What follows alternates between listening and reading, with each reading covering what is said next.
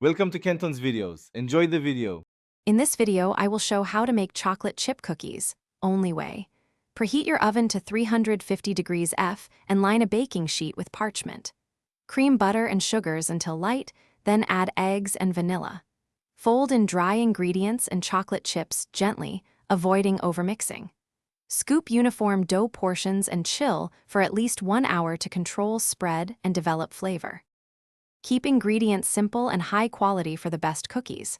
Softened butter, granulated and brown sugars, and real vanilla make a big difference. Measure flour accurately to avoid dense cookies, and use baking soda for a gentle lift. Salt enhances sweetness, so don't skip it. Mix chips in last to prevent streaks, and handle dough gently for tender results that still hold their shape.